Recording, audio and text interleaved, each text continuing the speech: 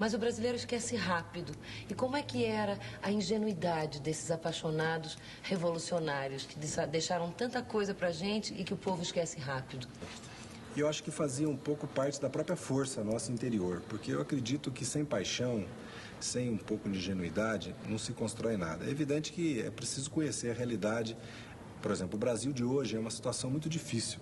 Nós queremos mudar, queremos melhorar a situação, mas é preciso que cada brasileiro tenha consciência das dificuldades que nós enfrentamos. É verdade que o governo atrapalha, que a corrupção atrapalha, que a concentração da renda na mão de alguns poderosos atrapalha, que a dívida externa atrapalha, mas não é fácil a situação do país. Nós vamos ter que lutar e trabalhar duro para tirar o Brasil. Isso aqui tá uma loucura. Tá fácil. E o salário tá muito baixo. Tá aqui baixo, que não tá baixo. Agora eu queria saber qual é a diferença entre o Zé Dirceu de 1968, líder estudantil, ativista político, que viveu na clandestinidade, e hoje o deputado do PT, José Dirceu, sobretudo agora com essa vitória que o PT teve em várias capitais. Quer dizer, o PT emergiu como um grande partido, disputando a presidência. Qual é a diferença entre o Zé Dirceu de 68 e o Zé Dirceu de 88? Eu acho que a diferença é grande, porque pode-se dizer, não, mas as ideias são as mesmas, lutamos pela democracia, pelo socialismo. Mas é que em 68 você não podia participar de um partido político, eles estavam proibidos pela ditadura. Você não podia participar de um sindicato, eles tinham sofrido intervenção, havia censura total. Um programa como esse era impensável. No mínimo dava cadeia para o barbeiro. Oh, pelo amor de Deus, pelo amor de Deus. E eu acho que hoje nós temos, depois da luta das diretas, depois das greves do ABC em 78 e 79, depois que o povo votou várias vezes em 74, 78 contra a ditadura, depois da campanha da anistia, nós temos no país partidos políticos, sindicatos, temos a CUT, a CGT, temos liberdade sindical, temos o direito de greve agora assegurado pela Constituição, apesar das recaídas da repressão à volta redonda, temos direitos sociais que os trabalhadores conquistaram na Constituinte, apesar também que muito empresário não quer cumprir. Em 68 não, era a luta contra a ditadura. A atuação do estudante tinha que ser política. O centro acadêmico acabava sendo um instrumento da luta política, porque, apesar da atividade cultural, das feiras de livro, do teatro, do cinema, nós éramos, na verdade, obrigados a fazer política, porque, além de estudante, éramos cidadãos. Hoje nós temos, evidentemente, depois de 20 anos, outro tipo de responsabilidade. Eu sou secretário-geral nacional do PT, sou deputado estadual, tenho um mandato aqui em São Paulo, nós vamos ter uma constituinte. E o PT agora está disputando a presidência da República, apresentou um plano de emergência para o país, está começando a governar só no estado de São Paulo 15 milhões de paulistas, nas 17 prefeituras que nós vamos governar. Então, eu acho que essa é uma realidade de outro tipo. Mas o Brasil não mudou muito, viu? Não, né? O Brasil não mudou muito. A educação, por exemplo, que era o tema que me apaixonava e pelo qual eu lutei durante mais de 6 anos, sabe? Ela continua paga. A educação que é pública, o filho do trabalhador não tem acesso por causa do segundo grau e dos vestibulares, da concentração de renda.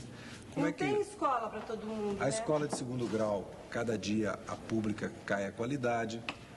O poder está centralizado na universidade, a pesquisa científico-técnica foi abandonada. É verdade que professores, a Sociedade Brasileira do Progresso da Ciência, a UNE, a ANDES, a Associação Nacional dos Docentes do Ensino Superior...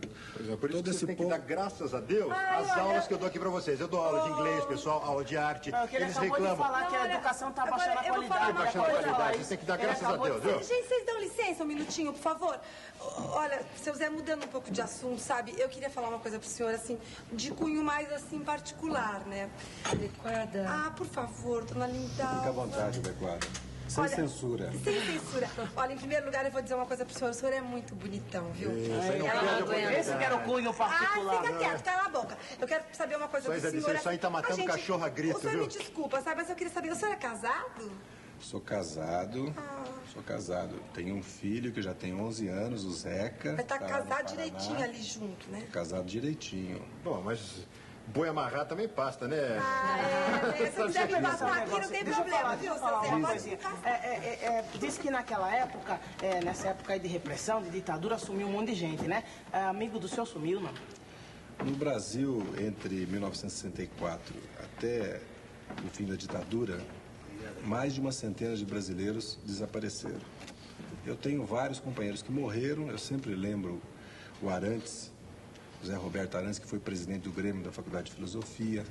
Tem Ernestino Guimarães, que foi presidente. Que idade eles tinham nessa época? Bem, eu estou com 42 anos, há 20 anos atrás, todos nós tínhamos entre 18 e 23 anos. Que absurdo, né? Na verdade, agora mesmo fizemos um programa sobre 68, onde ficou claro, por depoimentos, toda a tortura, né? Os porões da ditadura, nos quartéis do Exército, no DOI-CODE, a repressão e os desaparecidos. É importante, inclusive, retomar isso, é importante lutar pela democracia, é importante lutar pela participação nos partidos, nos sindicatos, pelas eleições, pela democratização da sociedade brasileira, e é importante que agora no governo os prefeitos do PT democratizem, abram espaço para que a sociedade participe dos governos, para nós não termos mais a volta à ditadura. Porque o nosso povo, o que ele quer nesse momento é democracia e quer a distribuição de riqueza. Nós queremos voltar, o país volte a crescer com distribuição de riqueza. E todo mundo quer, na verdade, é viver uma vida mais feliz, mais digna, porque está um sufoco danado a luta pela sobrevivência no Brasil. Nem diga. Nem diga. Como é que Principalmente é? para os barbeiros, viu? Como é que é para um brasileiro escorraçado do seu próprio país, cheio de ideais, com vontade, apaixonado, cheio de razão, o que é mais sério ainda, voltar para esse país, ocupar o cargo que você está ocupando e continuar lutando por esse país? Como é que é isso para você? Viver fora do Brasil é aquele misto de coisa nova, de alegria, porque eu tive o privilégio de viver em Cuba, viajar para a Europa, para a América Latina, e aquela angústia, né, de vontade de voltar no Brasil. Primeiro, que a luta continuava aqui. Segundo, porque você sempre sente saudades do Brasil. Da cachaçinha, do Eu sou mineiro, feijãozinho. eu sou mineiro, eu sou enraizado em Minas Gerais, na minha terra, e já falava aqui que sentia saudade da coxinha com Guaraná Antártica. A minha cidade fabrica 4 marcas de Guaraná, eu sou um fanático por Guaraná.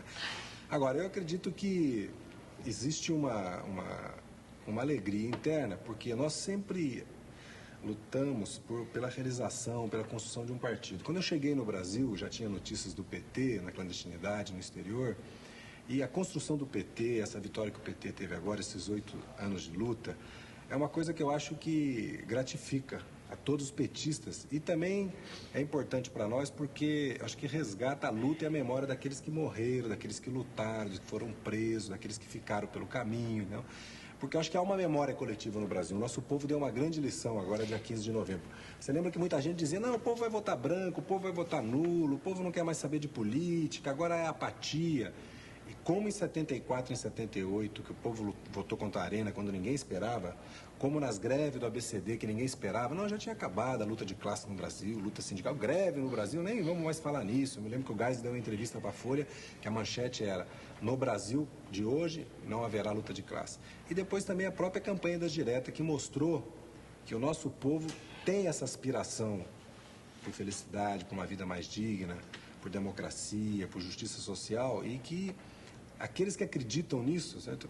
Agora, pelo menos, nós, durante todos esses anos, temos essa gratificação. É uma vitória quase que um pouco tarde, mas é uma vitória para você isso? Eu acredito que é o começo de uma luta que vai nos levar a uma vitória. Eu não ousaria dizer que é uma vitória, porque eu acho que a situação política e social do Brasil exige que o PT, como partido político, dê resposta a isso. E nós que estamos hoje, os milhares de petistas que temos responsabilidade perante o nosso povo, que depositou no PT, não só no PT, a bem da verdade, mas no PT, esperanças, nós temos uma grande responsabilidade. Não? E a vida, como eu disse, já por 68, viver, para mim, é uma paixão. Né? Então, esse desafio da possibilidade de construir, né, um novo Brasil, certo? Para mim, é a coisa mais importante que aconteceu no ano de 88. Para mim, especial, porque faz 20 anos, 68, nós tombamos o prédio da Maria Antônia, lançamos o livro. E para mim foi uma coisa... Qual é o seu grande sonho assim para o futuro? Pode ser particular também. Não, eu tenho, quer dizer, eu tenho Pode falar um ou mais. Eu tenho um grande sonho, que é ver o Lula presidente da República. Eu só queria que você mandasse um recado para o Lula, que é o seguinte, eu faço questão, você sabe que eu tenho 3 grandes sonhos na vida. Tirar o bigode do Sarney, cortar o cabelo do Gismonte e tirar a barba do Lula. Diz para ele, Lula, venha aqui a Barbearia Brasil tirar a barba nas mãos maviosas do barbeiro Otelo. Ai, venha mesmo, viu?